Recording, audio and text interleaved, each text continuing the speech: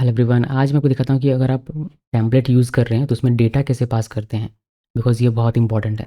जैसे D20 में हमने देखा था कि टेम्पलेट कैसे यूज़ करते हैं, इसको कॉपी करते हैं और इसी को मैं D21 में यहाँ पर रीनेम करने वाला हूँ। पेस्ट किया मैंने, फिर इसको रीनेम कर देते हैं D21। ये हो गया। अभी इसमें CD करके पहले D21 के अंदर मैं चला जाता हूँ और मैं आपको दिखाता हूँ कि करने क्या वाले हैं हम लोग। जैसे हमारे पास टेम्पलेट है एक home.html और इसको हमने यहाँ से रेंडर करवाया है। अब मान लीजिए कि हमारे पास यहाँ पर डेटा है और डेटा आपका कहीं से हो सकता है, डेटा आपका डेटाबेस से आ सकता है।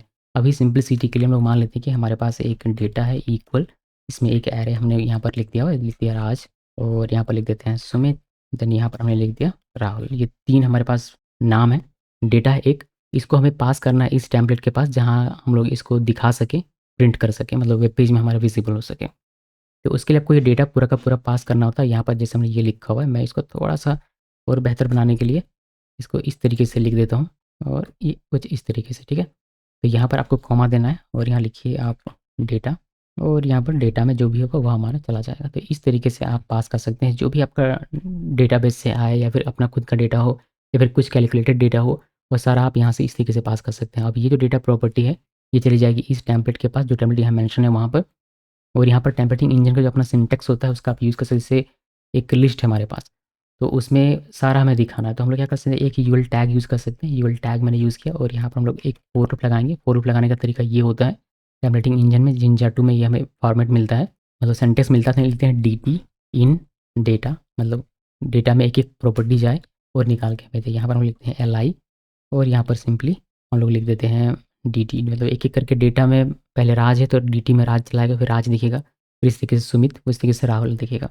इसको सेव कीजिए और इसको कर लीजिए रन। फास्ट ए पे डेव एंटर की प्रेस करते हैं। ये हमारा रन हो चुका है। रन होने के बाद यहाँ पर आइए रिफ्रेश कीजिए और आपको यहाँ पर दिख जाएगा राज सुमित राहुल इस तरीके से लिस्ट होकर। तो जो भी डेटा होगा उसका आपको दिखाना है अपने वेब पेज में, तो इस तरीके से आप दिखा सकते हैं। ये फुल स्टैक अगर आपको एप्लीकेशन बनाना है तो उसके लिए बहुत ही बेहतरीन जिंजा 2 आप यूज़ कर सकते हैं। अगर इसके बारे में और अगर आपको डेप्थ में जानना है, डिटेल में जानना है, तो आप आइए मेरी वेबसाइट पर जो कि है अनकट कोडिंग। यहाँ से आपको कोर्स वाले टैब में क्लिक करना है और फास्ट एपीआई फुल स्टैक यहाँ पर क्लिक करना है। यहाँ क्लिक करने के बाद आप बायनो में क्लिक करें, जो आपको रिडायरेक्ट करेगी इस वाले पेज में, जहाँ से आप इनरोल करके और फास्ट एपीआई के हर एक टॉपिक को बहुत ही डेप्थ में बेसिक से लेकर एडवांस तक सीख सकते हैं। चाहे वह जिंजा 2 है या फिर HTMX, react JS, Vue JS, next JS, next JS integrate करना हो, सब कुछ मैंने बहुत ही डेप्थ में बताया है। मैं मिलता हूँ आपसे नेक्स्ट वीडियो में।